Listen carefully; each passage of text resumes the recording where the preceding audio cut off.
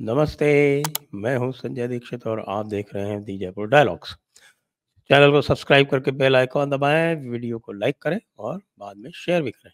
बात करेंगे आज वसुंधरा राजे की, क्योंकि आज पूरा का पूरा लिबरल मार्क्सिस्ट मीडिया जो है वो वसुंधरा राजे के पक्ष में उठ खड़ा हुआ है और इस समय ये चला रहा है एक नैरेटिव कि भाई वसुंधरा राजे ने यदि बगावत कर दी तो बीजेपी का जीतना मुश्किल हो जाएगा। अब हुआ क्या है भाई, देखिए, वसुंधरा राजे की जहाँ तक की बगावत की बात है तो वसुंधरा राजे के बगावती तेवर तो आज से नहीं, लगातार 2013 से ही चल रहे हैं, जब नरेंद्र मोदी को प्रधानमंत्री का उम्मीदवार घोषित किया गया था। तो उनकी उम्मीदवार की घोषणा में जो बाधाएं थीं वो केवल लाल कृष्ण आडवाणी और सुषमा स्वराज ही नहीं थे। यहाँ से राजस्थान में बैठ के मुख्यमंत्री जो थीं, वो भी कुछ न कुछ कतरबियों कर रही थीं। आपको जानकर आश्चर्य होगा कि 2014 के लोकसभा चुनाव में प्रधानमंत्री के उम्मीदवार नरेंद्र मोदी राजस्थान में अपनी पसंद के कैंडिडेट्स नहीं दिलवा पाए थे। जी हाँ, वो उस समय जसवंत सिंह जी को टिकट दिलवाना चाहते थे बाड़मेर से, लेकिन नहीं दिलवा पाए थे। क्यों? क्योंकि उस समय वसुंधरा राजे ने राजनाथ सिंह से एक आकर के और जसवंत सिंह का टिकट नहीं होने दिया था और जसवंत सिंह उस समय दूसरे नंबर पर रहे थे। यहाँ तक कि अ,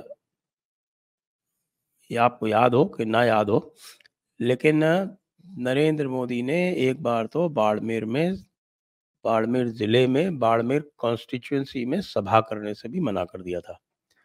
लेकिन उसके बाद वसुंधरा राजे अड़ गई थीं और अड़ने के बाद उन्होंने वो सभा करवाई। पचपदरा में वो सभा हुई थी, लेकिन उस सभा में नरेंद्र मोदी केवल 14 मिनट बोले थे। तो इससे आप समझ सकते हैं कि ये जो इस समय आप देख रहे हैं कि वसुंधरा राजे को साइडलाइन किया जा रहा है, इसकी पृष्ठभूमि कहाँ तक जाती है। क्यों? क्योंकि उस समय वसुंधरा राजे के राजशाही तेवर तो हैं ही, तो उस समय भी उनको ये था कि मुझसे बाद में बना हुआ मुख्यमंत्री, मुझसे जूनियर व्यक्ति, ये जो है ये प्रधानमंत्री का उम्मीदवार बना दिया गया। मुझे बनाना चाहिए था इनको प्रधानमंत्री का उम्मीदवार। जी हाँ, उनको ये बड़ा मलाल रहा कि प्रधानमंत्री का उम्मीदवार उनको नहीं बनाया गया, नरेंद्र मोदी को बना दिया गया। यद्यपि अपने चुनाव में 2013 में और 2014 में नरेंद्र मोदी की लोकप्रियता को पूरी तरह से भुनाया वसुंधरा राजे ने, लेकिन नरेंद्र मोदी की चल नहीं, एक भी नहीं थी। फिर 2014 की आपको याद दिलाते हैं। 2014 में जब नरेंद्र मोदी पूर्ण बहुमत के साथ, भारतीय जनता पार्टी के पूर्ण बहुमत के साथ और एनडीए की 325 सीटों के साथ में जब सरकार बनाते हैं और उसमें दुष्यंत सिंह यानी वसुंधरा राजे जी के योग्य सुपुत्र को मंत्री नहीं बनाते हैं, तो वसुंधरा राजे सारे सांसदों को बीकानेर हाउस दिल्ली में घेर कर बैठ जाती हैं और उनसे कहती हैं कि कोई भी शपथ ग्रहण में नहीं जाएगा। उसमें गंगानगर से सांसद निहाल चंद को मंत्री के पद की शपथ लेनी थी, राज्य मंत्री के पद की शपथ लेनी थी। तो उन्होंने कुछ बहाना बनाया कि ज़रा मेरी कोई कॉल आ रही है अर्जेंट, ज़रा मैं बाहर जाके सुनाता हूँ, और वहाँ जाके वो खिसक लिए। दूसरों को पता चल गया। उसके बाद फिर बहाना बना-बना के लोग खिसकते रहे। वसुंधरा राजे को पता चला कि ये मेरे रोके नहीं रुकेंगे, तो फिर आपको याद हो कि सबसे बाद में वहाँ वसुंधरा राजे पहुँची थीं, प्रधानमंत्री की शपथ में। जब उनकी सारी चिड़ियाँ जो थीं वो उड़ गई थीं। जब उनको ये पता चल गया था कि ये मेरे रोके अब नहीं रुकेंगे, तब वो फिर स्वयं भी पीछे-पीछे चली आई थीं। उसके बाद जो उन्होंने यहाँ 5 साल शासन किया, उस शासन में भ्रष्टाचार के सारे कीर्तिमान तो उन्होंने तोड़ डाले और किसी भी प्रकार से उन्होंने नरेंद्र मोदी की यहाँ पर नहीं चलने दी और जो नरेंद्र मोदी की प्राथमिकताएँ थी, उनको पूरी तरह से धता बताया।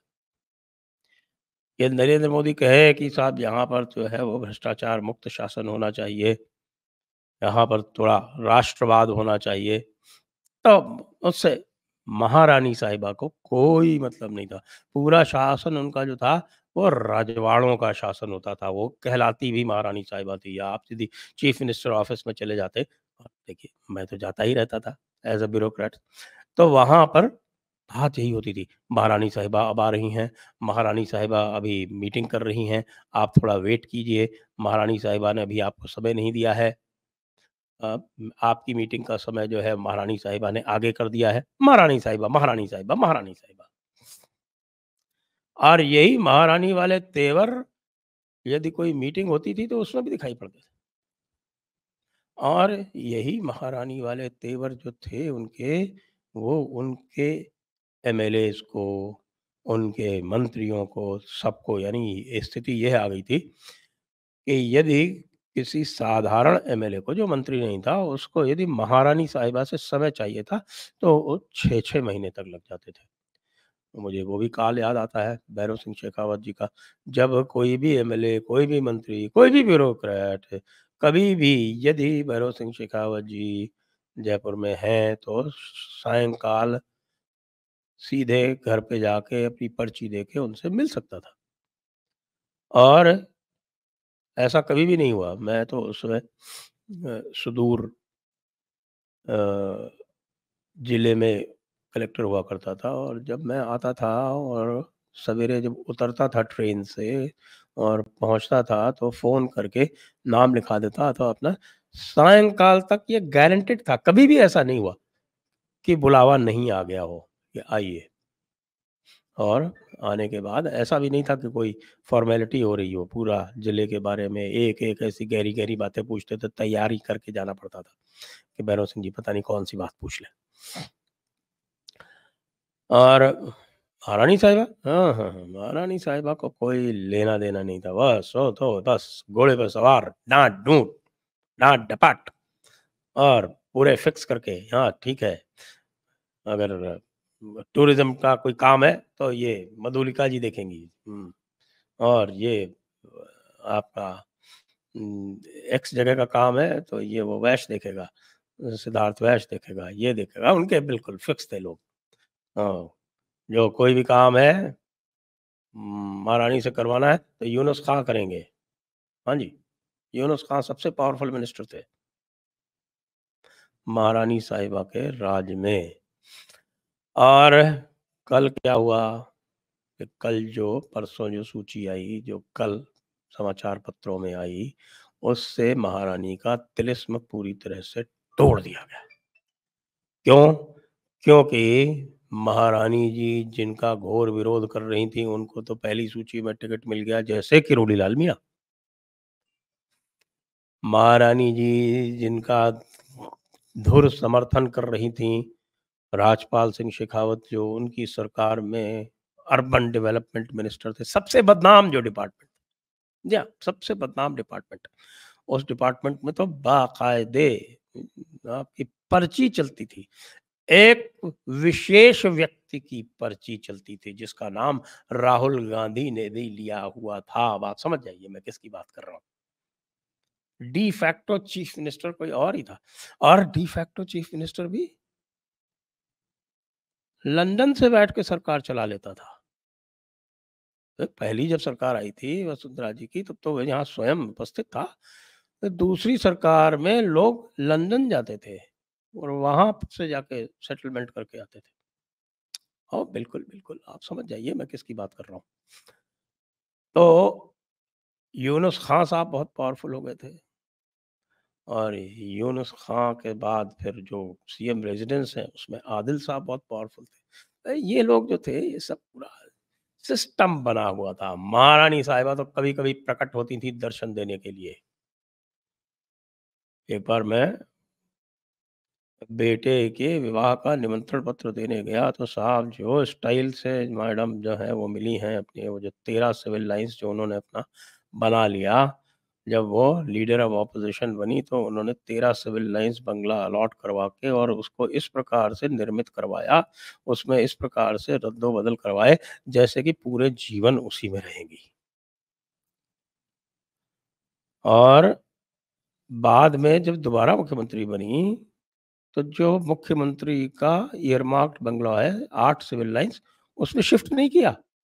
ना, ना, उसमें नहीं गई।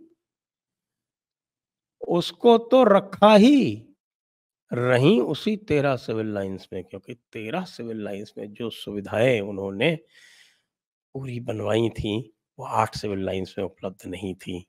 बाद में उसी 13 सिविल लाइन्स को जब हाई कोर्ट ने आदेश करके हटा दिया, तो गहलोत जी ने उनके ऊपर उपकार करके उस बंगले को जनरल एडमिनिस्ट्रेशन पूल से निकाल के विधानसभा के पूल में डाल दिया और विधानसभा से उपकृत कर दिया कि हाँ, ये एज़ एमएलए उनके पास ही रहेगा। अब ये देखना है कि भई 13 सिविल लाइन्स रिटेन करने के लिए मैडम जी जो हैं वो एमएलए बनना पसंद करेंगी या नहीं? क्योंकि अगर एमएलए नहीं रहीं तो 13 सिविल लाइन्स जाएगी और मेरा कहना ये है कि 13 सिविल लाइन्स मैडम किसी हालत में नहीं छोड़ेंगी। वो उनको जीवन पर्यंत रखना है। अब ये मेरा विश्लेषण है, आगे कैसा होता है पता नहीं। लेकिन इस समय उनका घर जो है, वो बागियों से भरा हुआ है। जी हाँ, जो 41 टिकट आए उसमें उनके अधिकतर जितने भी संगी साथी थे, वो सबके टिकट कट गए हैं। वसुंधरा राजे के युग का संभवतः अंत हो चुका है। अब आगे के कुछ दिनों में हम लगातार इस पर बात करते रहेंगे। क्या समय आ गया है ये कहने का कि बाय-बाय वसुंधरा राजे? जय हिंद, जय भारत, वंदे मातरम।